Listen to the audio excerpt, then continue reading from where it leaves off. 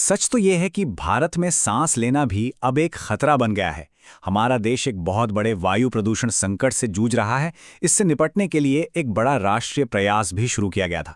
तो आज हम इसी के 5 साल के सफर को, इसकी प्रगति को आंकेंगे। ये तस्वीर देखिए। ये नई दिल्ली के इंडिया गेट की है और ये जो धुंध दिख रही है ना, ये लाखों लोगों के लिए रोज की सच्चाई है। ये कोई मामूली कोहरा नहीं है, ये एक जानलेवा खतरा है और इसकी कीमत हम सब अपनी सेहत और अपनी जिंदगियों से चुका रहे हैं। एयर क्वालिटी लाइफ इंडेक्स का कहना है कि ये प्रदूषण भारत में लोगों की औसत उम्र को 5.3 साल कम कर देता है। 5.5 साल! ये आंकड़ा इस संकट की गंभीरता को साफ साफ बता देता है। तो चलिए इस मामले की तह तक चलते हैं, समझते हैं कि इस वायु प्रदूषण की इंसानी कीमत आखिर है क्या। हम सब अक्सर टीवी पर या अपने फोन पर सीवियर या गंभीर एयर क्वालिटी की चेतावनी देखते हैं, लेकिन इसका असल में लोगों के लिए मतलब क्या होता है, क्या फर्क पड़ता है इससे? जब हवा गंभीर होती है तो सरकार की तरफ से ये ऑफिशियल हेल्थ एडवाइजरी जारी होती है।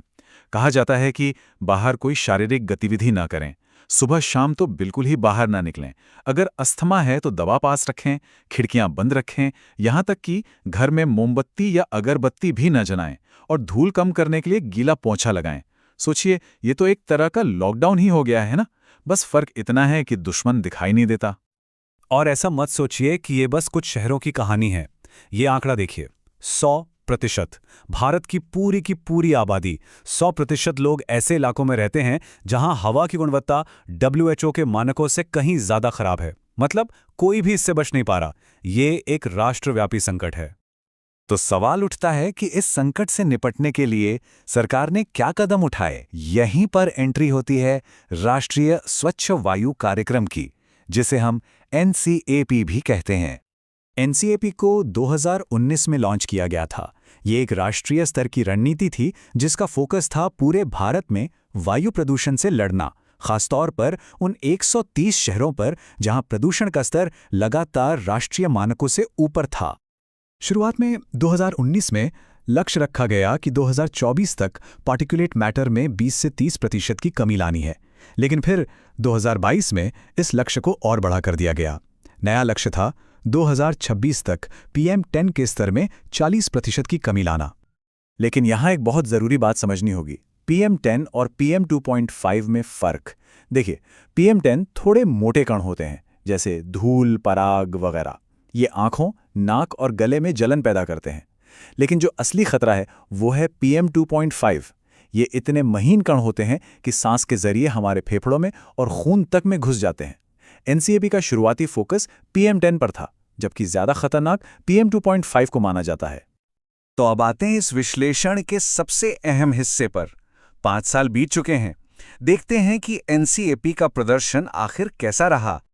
तो सबसे बड़ा सवाल, 5 साल बाद क्या ये राष्ट्रीय योजना सच में काम कर पाई?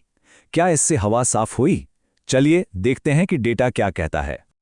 और नतीजे थोड़े चौंकाने वाले हैं। सोचने वाली बात है कि 29 NCAP शहरों में PM10 प्रदूषण का स्तर कम होने के बजाय बढ़ गया। बिल्कुल उल्टा।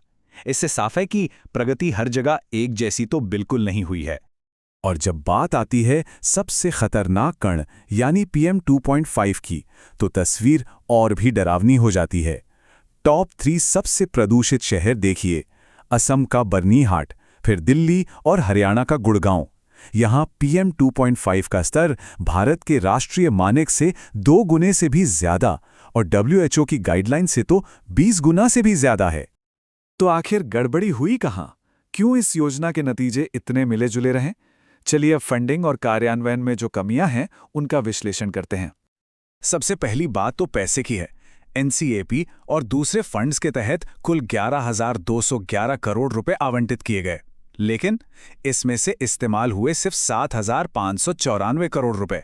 मतलब कुल फंड का सिर्फ 68% ही खर्च हो पाया। बाकी का पैसा इस्तेमाल ही नहीं हुआ।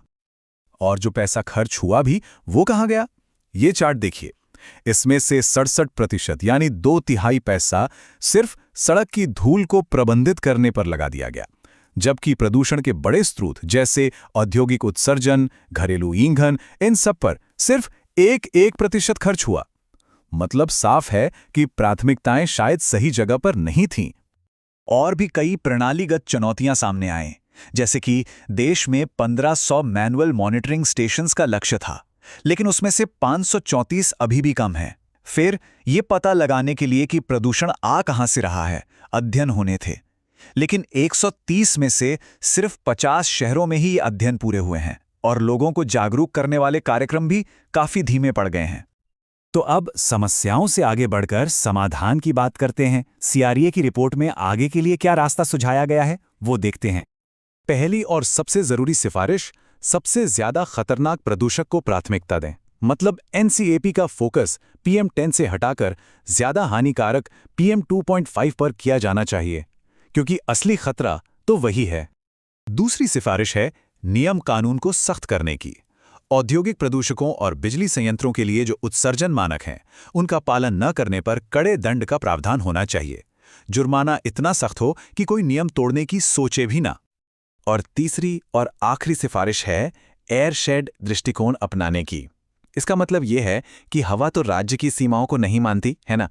तो आसपास के शहरों और राज्यों को मिलकर एक साथ योजना बनानी चाहिए, क्योंकि एक शहर का प्रदूषण दूसरे शहर तक आराम से पहुंच जाता है। तो आखिर में सवाल वहीं आ जाता है, लाखों जिंदगियां दांव पर लगी हैं। क्या ये बदलाव, ये सिफारिशें आखिरकार हमारी हवा को साफ कर पाएंगी? यह एक ऐसा सवाल है जिसका जवाब हम सबको मिलकर सोचना होगा।